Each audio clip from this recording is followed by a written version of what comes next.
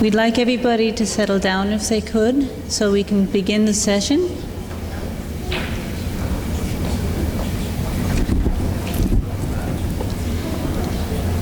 Before I begin the introduction, I have one announcement that I need to make.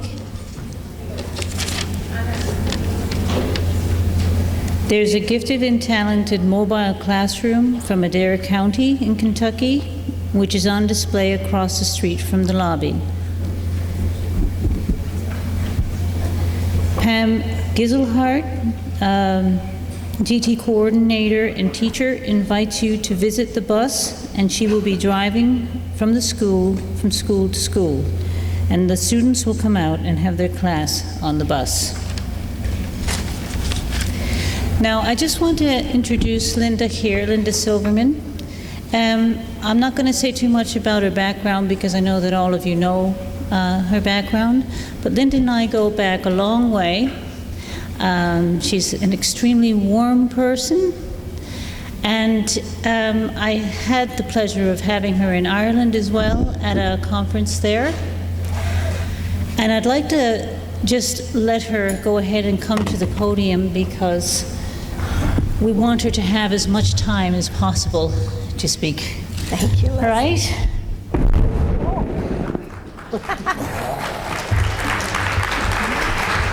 She has an explosive personality. Yeah, negatively too. So I went the wrong way, did I? Looks like I did. Okay, if we start with what happened. We need technicians. I've gone here. I have a funny slide, but you can't see it. While they're coming up, I just want to say that I am amazed that this many people would come to hear something about testing, IQ testing of all things. So since I didn't anticipate so many people, I only made 100 handouts. How many of you are without handouts? Oh boy.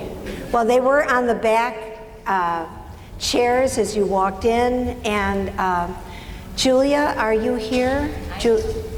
So those people who didn't get them, what should they do? We will do some additional handouts and put them on the registration desk later today. You know, I am honored that you would spend this time with me talking about this topic. How many of you are really skeptical about IQ tests? How many of you downright hate them? Okay, now this cartoon is for all of you skeptics and anti-IQ people because this is the psychologist saying to the mom, too bad that it doesn't measure all her skills. Yes, there's a lot of things that IQ tests cannot do. And there are things that people want them to be able to do, like they want. Okay then. This is called positive and negative reinforcement, where I'm allowed to walk. How about here?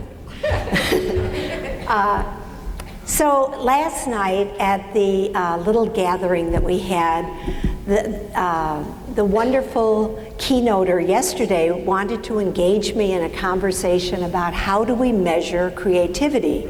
And I did not go there because we don't. We tried, we found out we couldn't. So there may be some breakthroughs in that area that I don't know about, but all of you who are creative, who think that the IQ test is not creative, you are absolutely right. But there is something that IQ tests can do that nobody talks about, nobody thinks about, and except my matron saint, Lita Hollingworth, who started this entire field. And it's something that if you think about the people you've read, the people you've heard, who are most anti-IQ testing, they don't address this topic. The more widely mental tests are used, the more certainly does it appear that general intelligence is distributed regardless of sex. Until recently, the intellectual inferiority of girls was assumed. Mental tests proved the existence of gifted girls.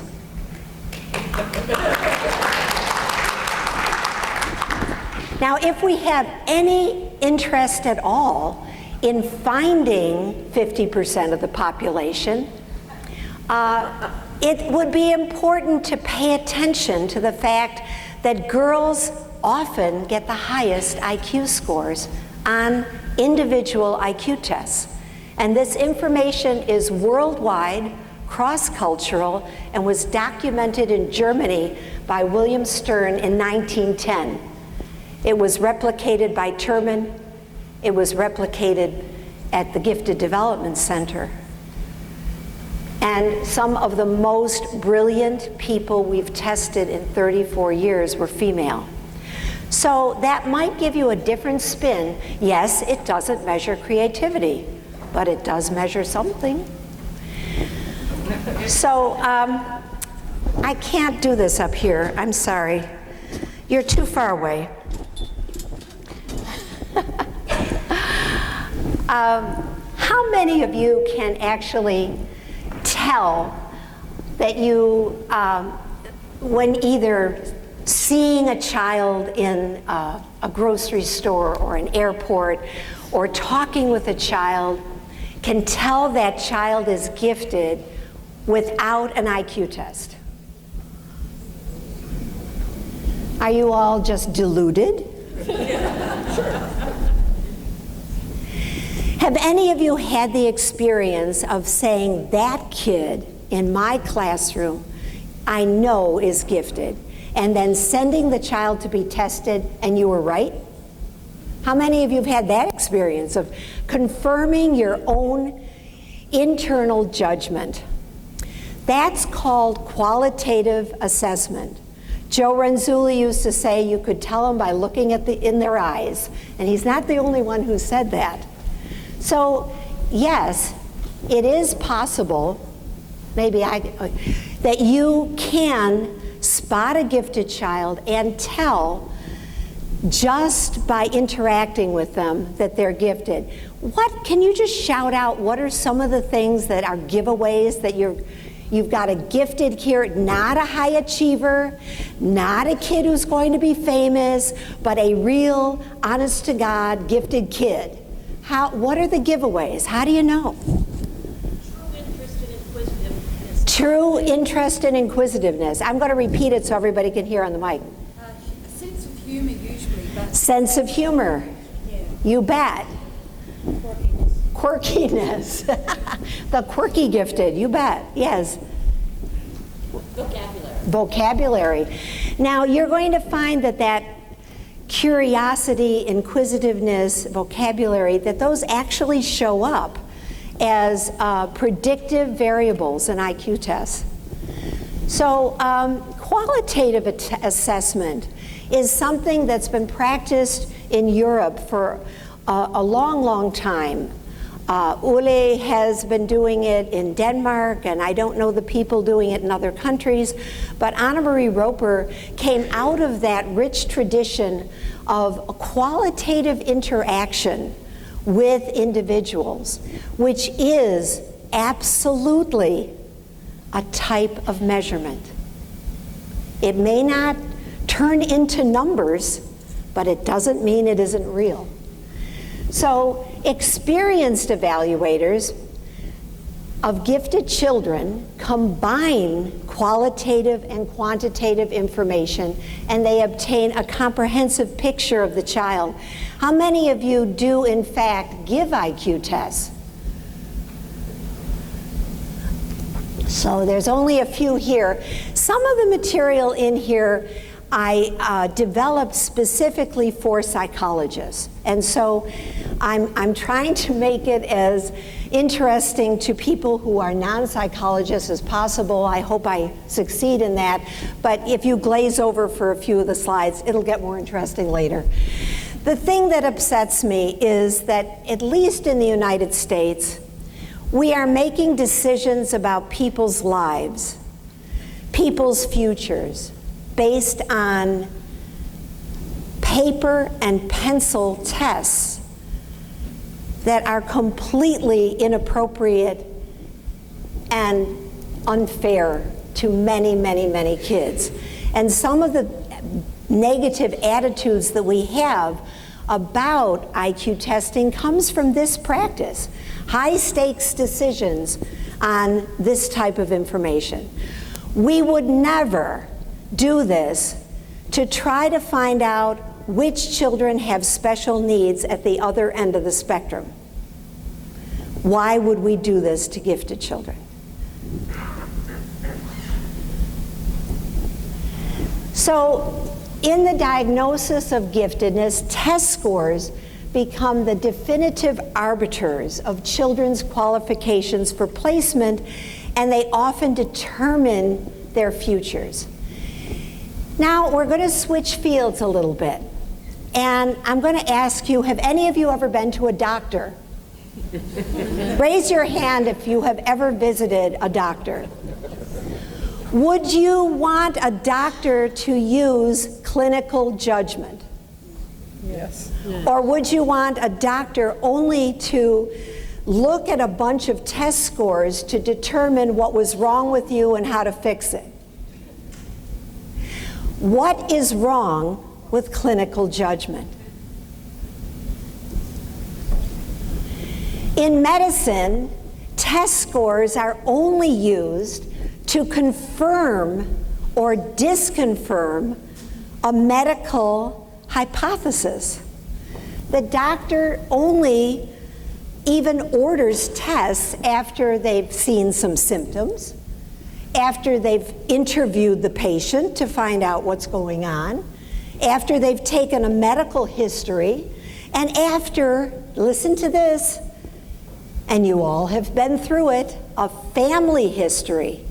Because doctors know that if there's a tendency in your family line to have a little problem in the heart or a problem in the lungs or a problem here or there, it's going to be passed down hereditarily.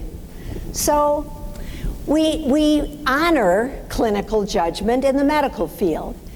Test results are of limited value in the medical field if you've got a brand new person out of medical school who's just looking at those scores, doesn't make eye contact with the person, doesn't take a medical history, doesn't have any experience.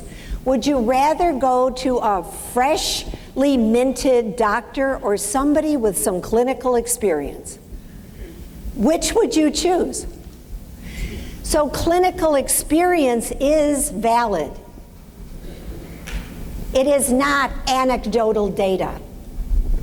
It is just as solid as your empirical research, folks.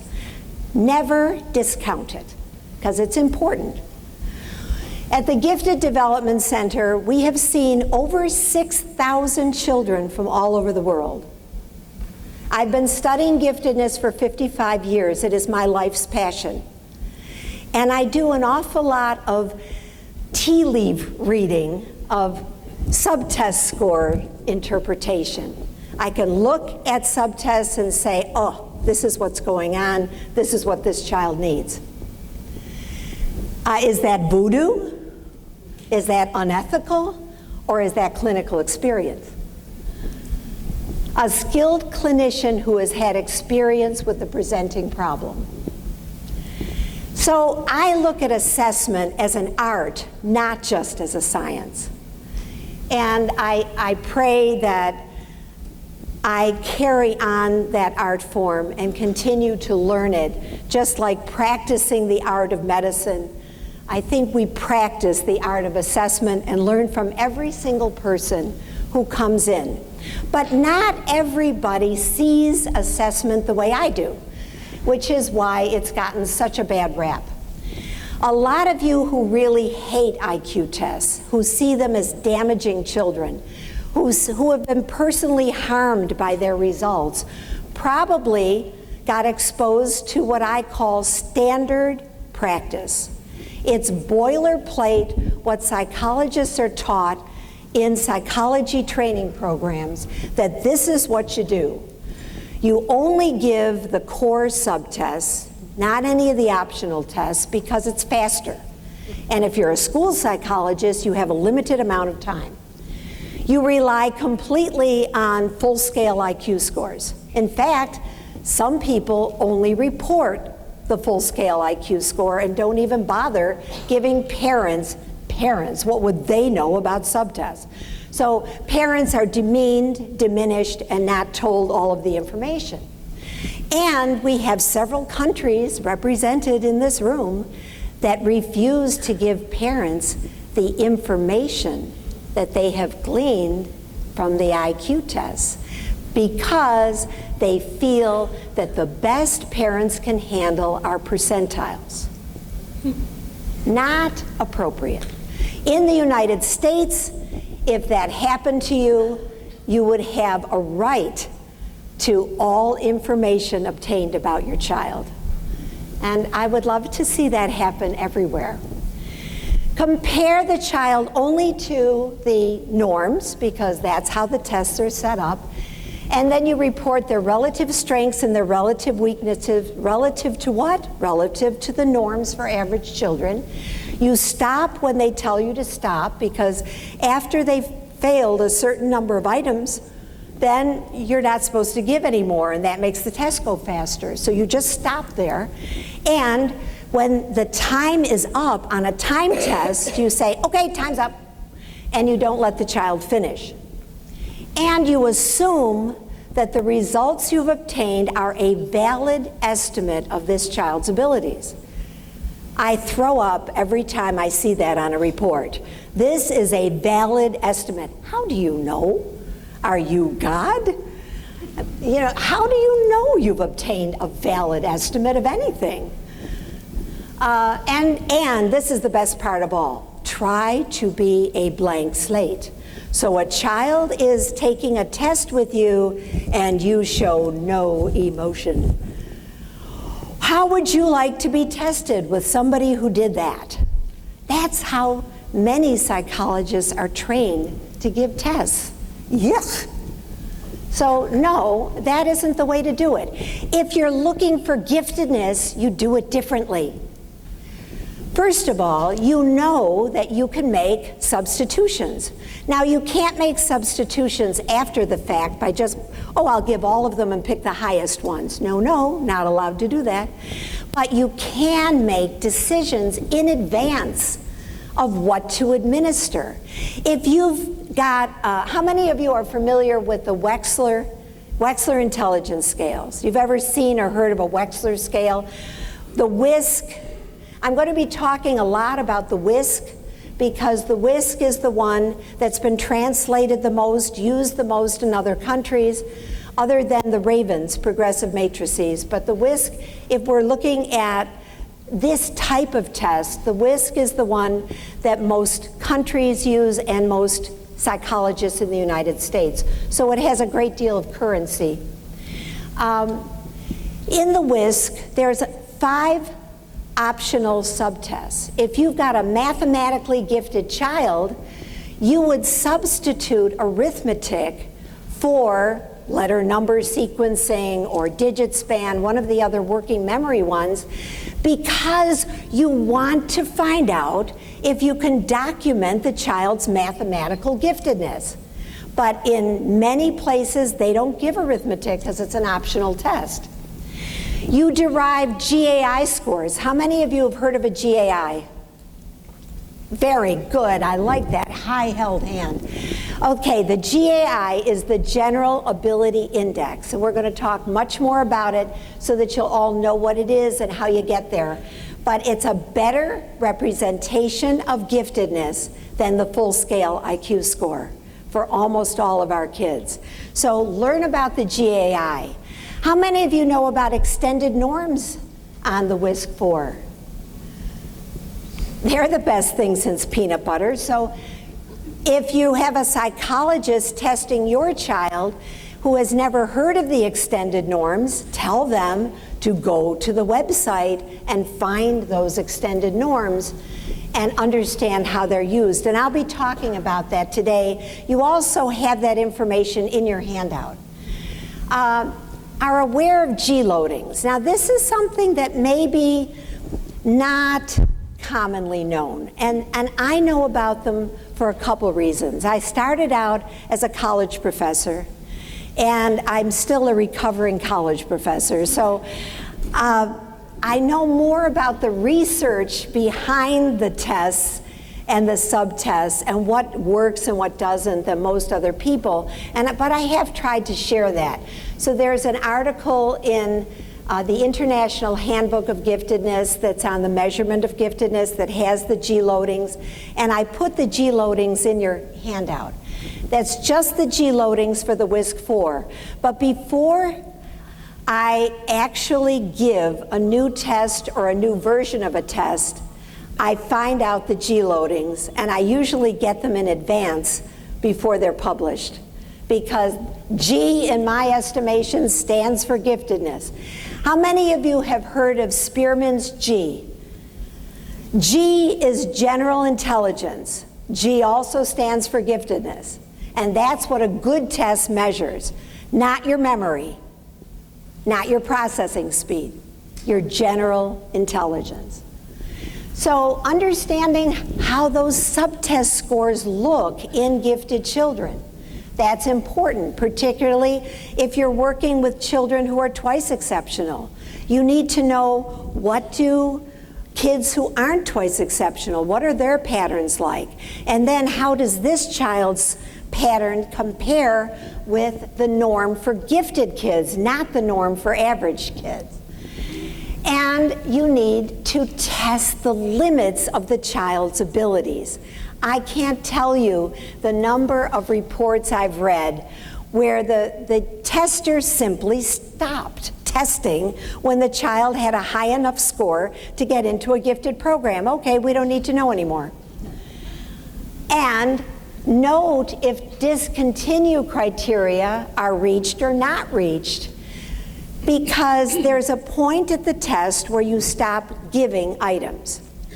And if the child is continuing to get items correct all the way to the top of the test, you don't know if they could have scored higher had there been harder items to offer.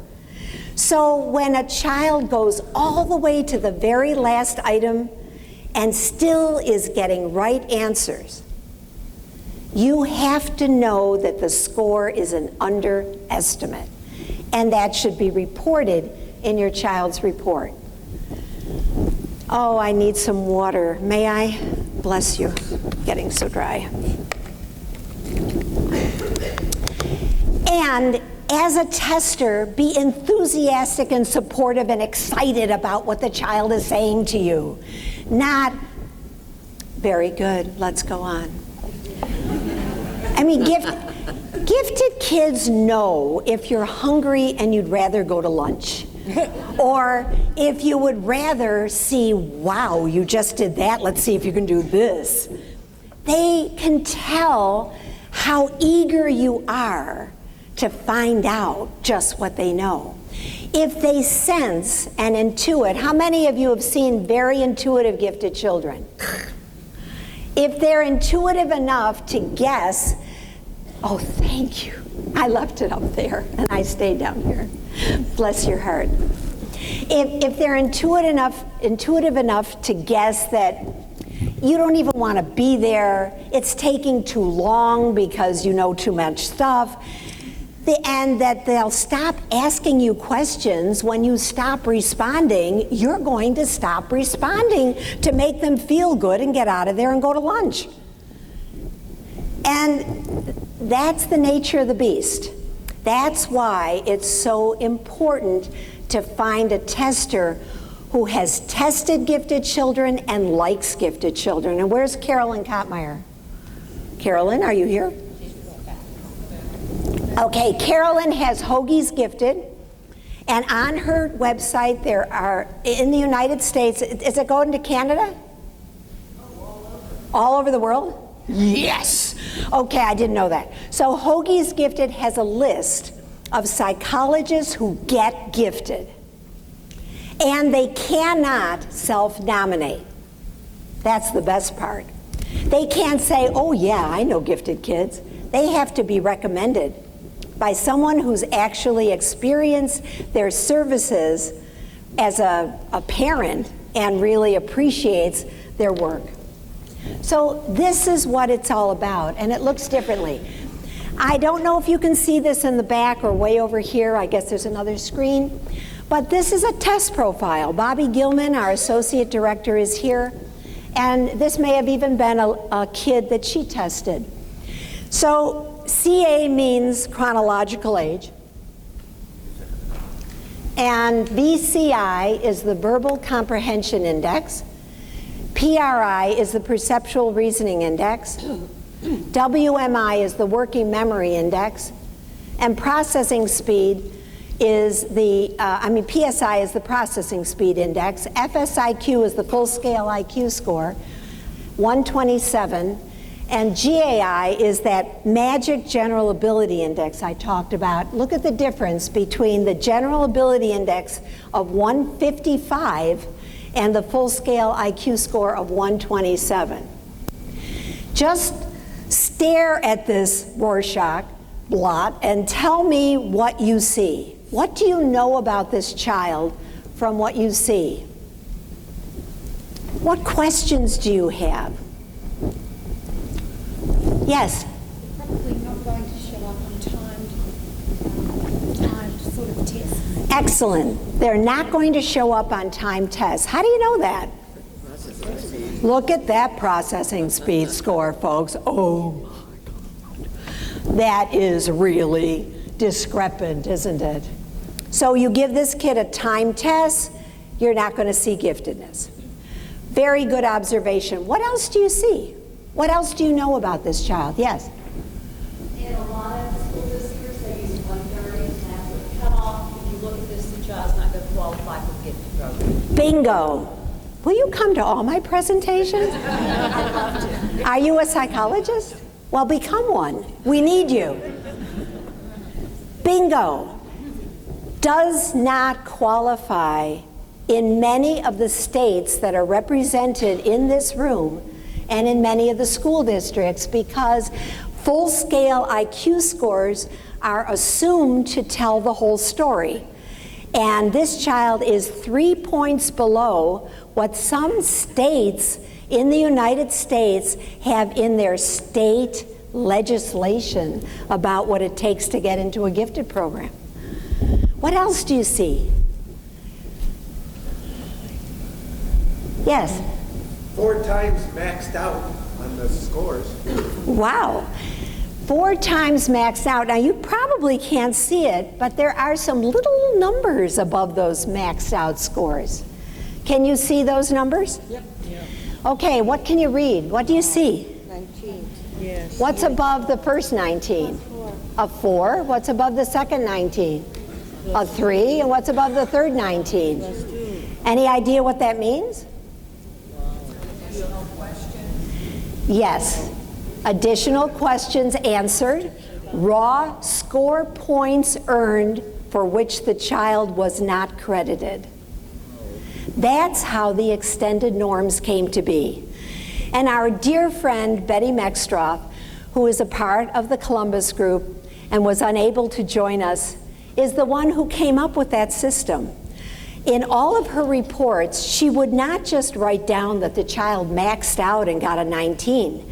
She would say 19 plus 1, 19 plus 2, 19 plus 3, and give the child credit. Even if she couldn't give a standardized score, she would tell how much beyond the maximum score the child got. And because of that, and then Sylvia Rim was doing this as well, because of this kind of information that people who really cared about gifted kids were getting, then it was possible for the test companies to say, wait a minute, maybe we're not getting the full picture at this higher end.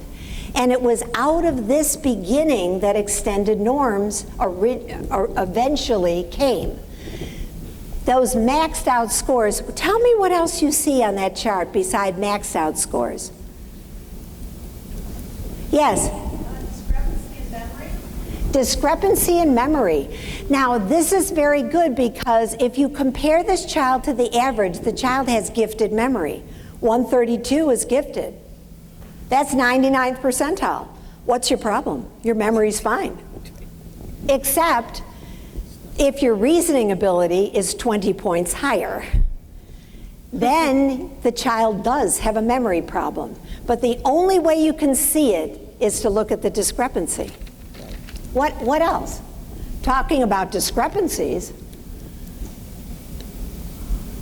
Between the verbal. What other discrepancies can you see?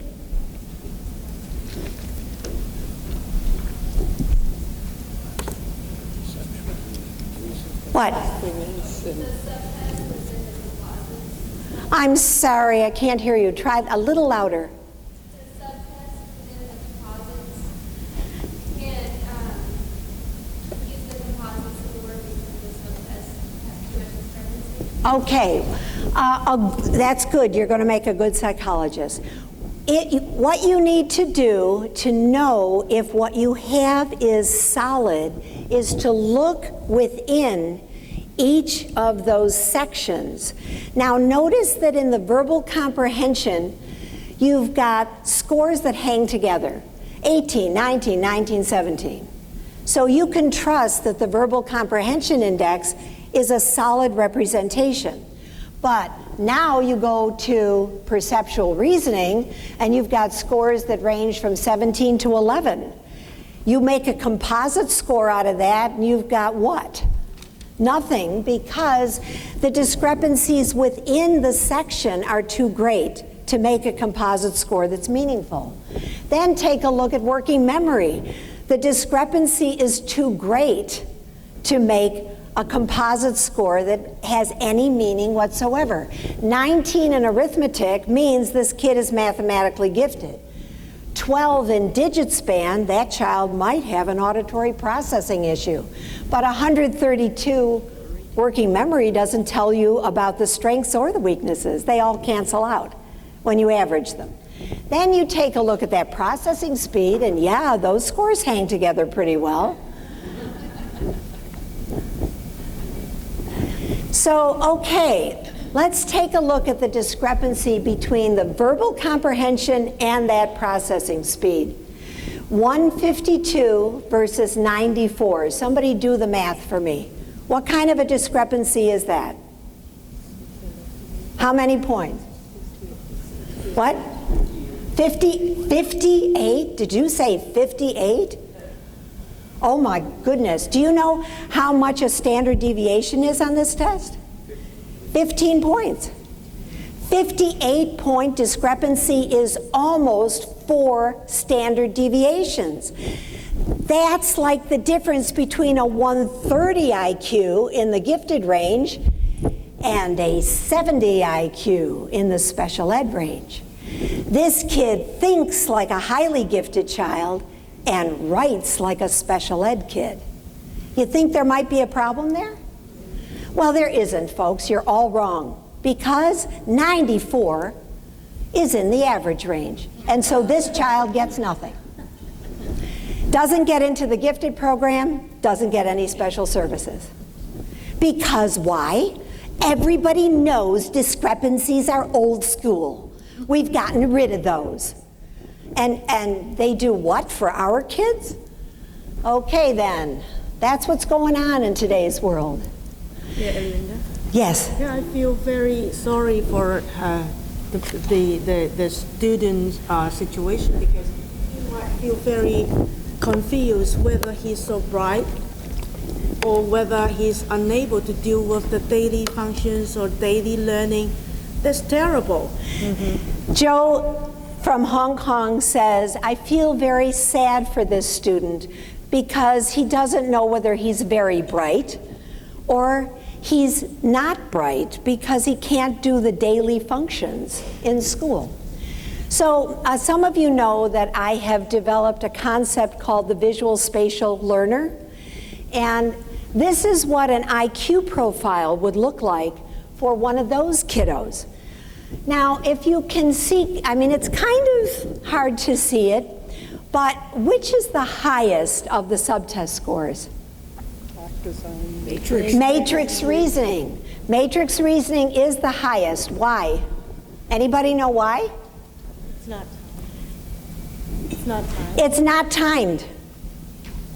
It's not timed. So matrix reasoning gives your visual spatial kids the opportunity to show those wonderful spatial reasoning abilities, but it's not in a time situation, whereas block design and arithmetic are both timed.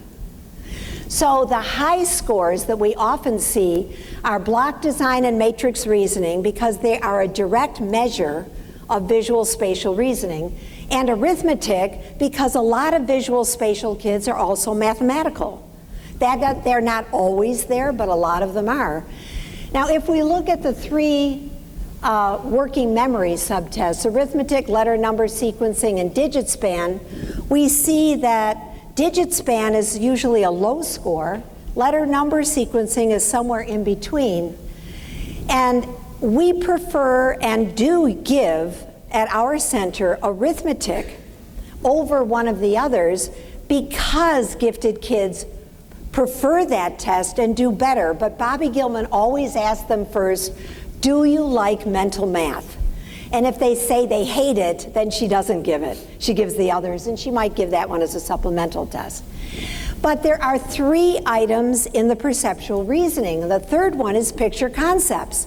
And picture concepts refuses to go away, but it's a test that you wouldn't like, because you take something, an object in the first row, and an object in the second row, and an object in the third row, and you decide how they're related to each other.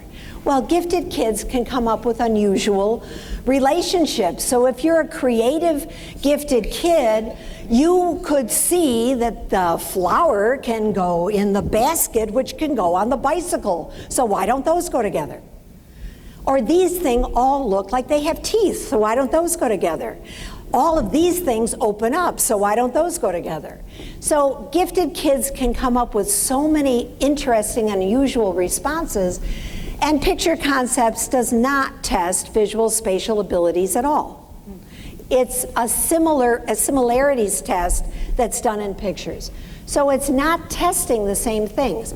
Coding goes without saying. That relates to eye-hand coordination and speed. And a lot of our gifted kids, and we've seen worldwide data on this, that the reasoning is up here, the ability to express it in handwriting is down here. And that's what coding shows us. So when you're giving an IQ test, or when you're taking an IQ test, or when you're interpreting information from an IQ test that you've seen, you need to know that all parts of an IQ test are not of equal value in determining high intelligence.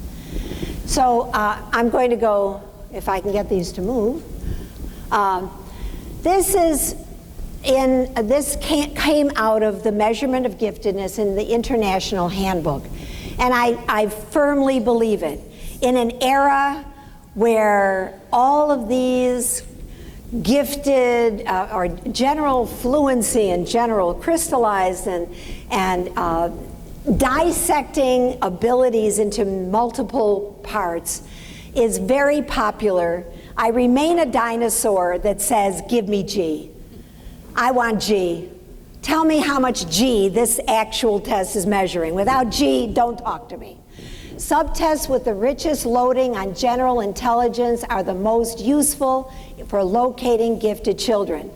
What did Spearman consider the best test of G? Raven's progressive matrices, which is used in more countries than any other test. It is synonymous with abstract reasoning abilities and the essence of giftedness.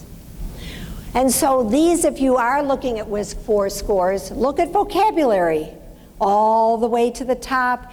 It is the highest of all of the G loadings. Information, which nobody gives because it's a supplemental test, and similarities are tied for second place.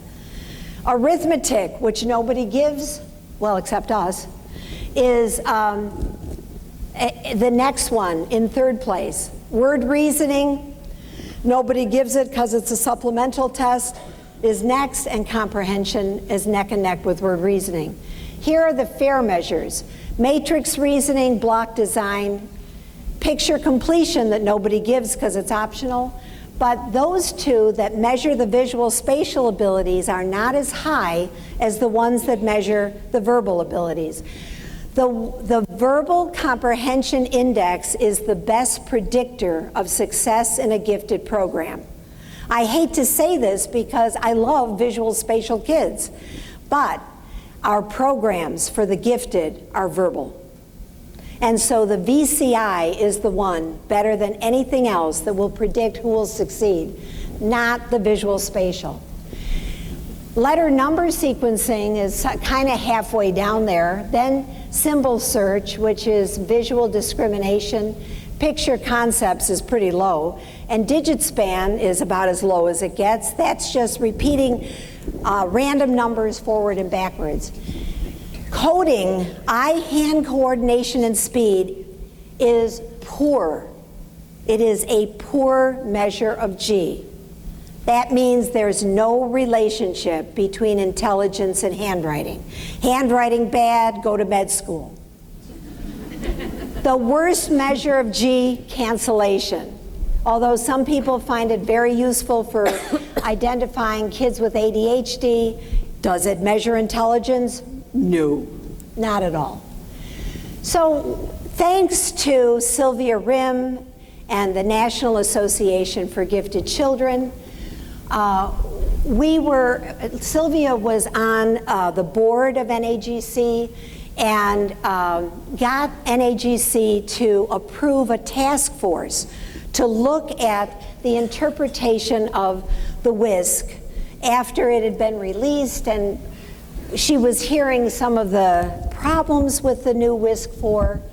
And so this task force, which has now become our assessment special interest group at NAGC, was given the task of collecting data from 8 sites around the United States on the WISC-4 to see how gifted kids who were entering into gifted programs using this instrument, how did they fare?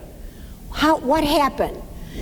And remember the profile you looked at, and now look at this. Verbal comprehension at the top, perceptual reasoning, working memory, processing speed at the bottom. Now, what do you see? What do you notice from that chart? What stands out? A lot below 130. Yeah. That was done by our task force in 8 different sites of kids getting into gifted programs. A lot below 130 on the WISC-4. And that's the good news. Wait till you see the WIPC-4. So the verbal comprehension is the only one that came out in the gifted range. And the order, they go from good news to bad news. And processing speed is in the high average range, barely in the high average range. So the general ability index, when you see test data, make sure that they report the GAI. The General Ability Index combines verbal comprehension with perceptual reasoning and forgets about working memory and processing speed. It only requires 6 subtests, and it's highly correlated with G. So when do you use it? If the Verbal Comprehension Index and the Perceptual Reasoning Index are within 23 points, the GAI is a, quote, reliable and valid estimate of a child's global intellectual ability. So this study led to a position statement which you can find on the National Association for Gifted Children website. And it says there are 4 ways in the United States to get into gifted programs using a WISC: full scale, general ability index, verbal comprehension, or perceptual reasoning. And if you are a tester, or if you're looking at individual IQ tests to give for school selection or program selection, just these 6 will tell you what you need to know for that purpose. It will not be sufficient to test a twice exceptional child or to do any kind of diagnosis, but it is enough for school selection. And it would not cost that much more than what you're already doing.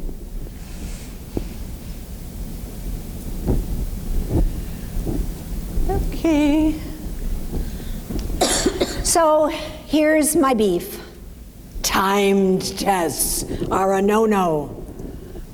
Research on gifted children for many, many, many decades has found that they are not fast processors. They are slow, they are reflective. And the race does not always end up being won by the gifted kid, because you can be fast without being that smart. Most have dramatically different scores on timed and untimed sections of tests. Untimed tests are much better for locating gifted children.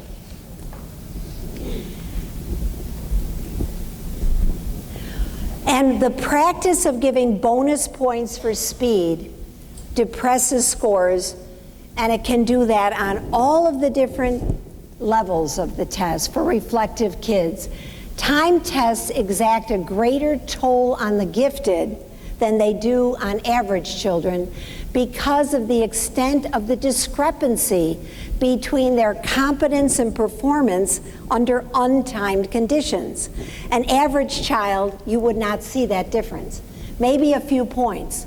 A gifted child, 58 points, that's huge. So these are some slides and some information that come from a chapter that Bobby Gilman and Sylvia Rim and I wrote, and I actually stole some of Bobby's slides for the next 2. But only 4 out of the first 103 gifted children who were tested at our center when the WISC-4 came out scored 130 or higher on processing speed. In Sylvia's center, she did a study of 42 children, and the average was high average range. John Wasserman reported that over 70% of the students applying for gifted placement in Fairfax County were in the average range or above. Let's see. Or below, sorry, I read that wrong. So this is a slide that Bobby used, and I loved it so much I stole it from her. And this was a presentation we gave at NAGC in 2004. But it's powerful, and the message is important. More complex thought requires additional time.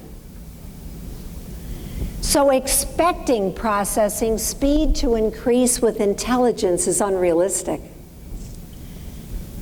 A complex mind may bring more to even a simple task. Stephen Hawking notes in A Brief History of Time that the evolution of the brain to more complex thought will be at the cost of fast processing because neuronal activity has natural limitations. Why are we timing these kids to death? So there's a lot of controversy about what is exceptionally gifted, what is highly gifted, what is profoundly gifted. Well, believe it or not, there actually was an international group that came up with some specific guidelines for nomenclature under John Wasserman's direction. And Mirica Gross in Australia was part of that group. And we tried and tried and tried to get rid of the term superior and very superior, because we've been attacked, because if gifted kids are superior, what does that make everybody else? Inferior. I can't get them to change it. I have been begging them, but they're not listening. Maybe they'll listen this year, but I'm not giving up. We decided we would call the mildly gifted range advanced learners. A lot of the creativity research shows that at about 120 IQ is where a lot of your creatively gifted kids shine, but they don't necessarily get to the 130 range. So 120 is a cutoff point that a lot of school districts use. 130 to 144 is the moderately gifted range. That is 2 to 3 standard deviations above the mean on an instrument with a 15-point standard deviation. 145 to 159, the highly gifted range. That's the 3rd standard deviation. 160 to 174, we used Mirica's language. Exceptionally gifted. And then when you get to 5 standard deviations above the mean, 175, profoundly gifted. So there's a tremendous amount of sympathy everywhere in the world for a 17-year-old person who has a 9-year-old mind. But we don't give as much attention to a 9-year-old with a 17-year-old mind. The discrepancy, or what we call the asynchrony, is just as great. And it's a 24/7 issue for the parents to try to know what to do. With that first child, the parents have the support of their school districts, regional offices, mental health facilities, their countries. With the other, they only get derision. Everything that a parent of a profoundly gifted child chooses to do, somebody is going to tell you you're nuts. You're ruining the child. Until recently, the highest possible full-scale IQ score for all Wechsler scales was 160. And for verbal comprehension and perceptual reasoning, those composites only went up to 155. And working memory and processing speed, they only went to 150. Therefore, most exceptionally and profoundly gifted children were never found. This is like what Julian Stanley said, measuring 6 feet tall people with 5-foot rulers. This is what the extended norms do, and Sylvia Rim is the person you can thank for these, because she took on Pearson and begged them to extend the test age. And they didn't do that, but they did come up with these extended norms. It took them a year to do it. And now, instead of it stopping at 19, the highest possible score, at least theoretically, is 28. And the highest composite score is not 160, it's 210. So that's what the extended norms can do. It's necessary to achieve subtest scaled scores of 18 or 19 before they apply. And with this additional information, more advanced learning opportunities can be orchestrated to keep these students engaged. And there are some programs and scholarship opportunities that these children could qualify for. So this is a typical range. Notice superior, superior, very superior, very superior. That's what you get in a test manual. That's as good as it gets. But there's now, from the Gifted Development Center, available a range series that we developed in our staff for going beyond that. 145 highly gifted, 160 exceptionally gifted, 175 profoundly gifted, and what the scaled scores look like in those ranges. So here's an example of a child that Bobby tested. I think I probably even borrowed her slide for it. The verbal comprehension, you notice there's a plus after it, and it's much higher than 160 because the child used extended norms. 172 plus because the child did not reach discontinue criteria. 147 plus because the child didn't reach discontinue criteria.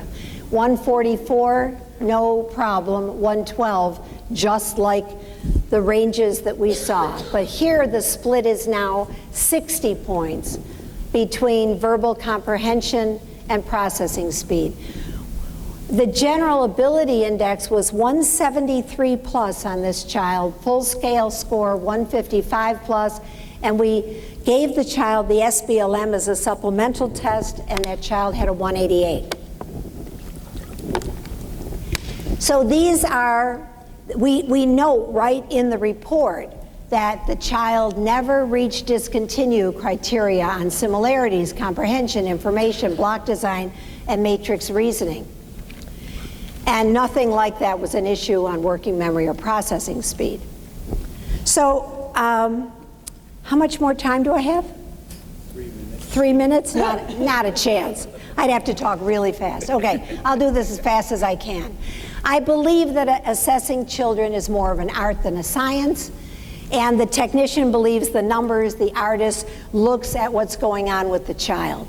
And the very first thing that the tester needs to do is build rapport with the child. That takes time.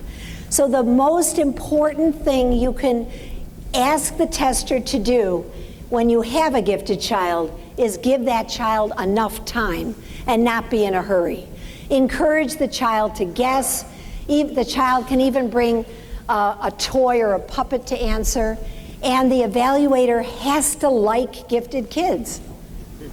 Interpretive analysis depends on the skill and experience of the examiner in interpreting protocols in the context of all the other information that has been obtained. What is that information?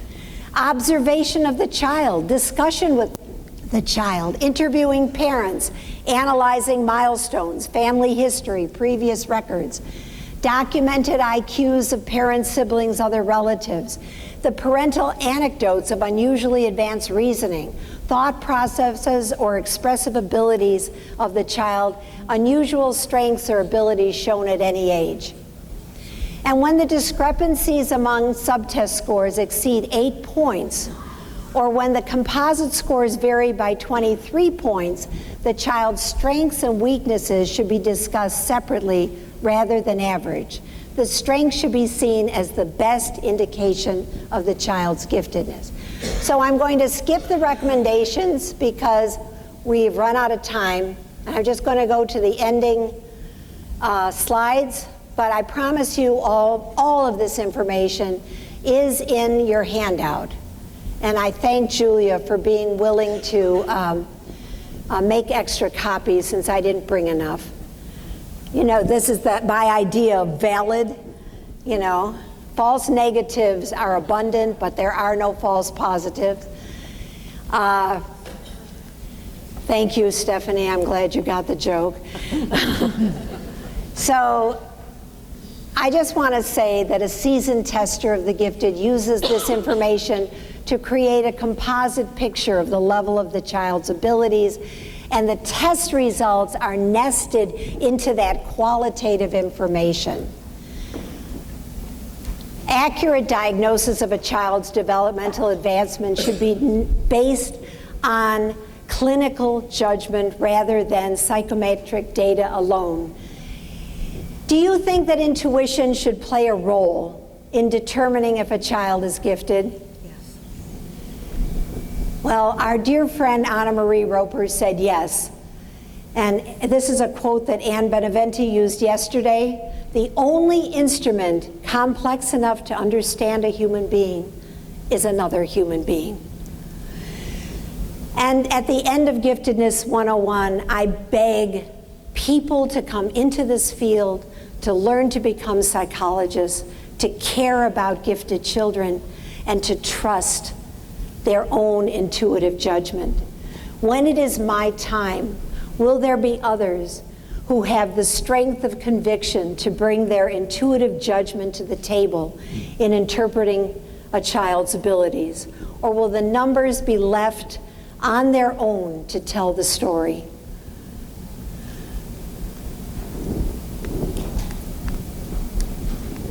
It's because we thought numbers could speak for themselves that people stopped trusting them. And when they stop trusting them, the IQ test will disappear. And when the IQ test disappears, we will have no way to document what you all know to be real. IQ tests are never an end in themselves. They're simply tools to be used wisely in the hands of professionals who understand giftedness. And thank you for being with me this morning.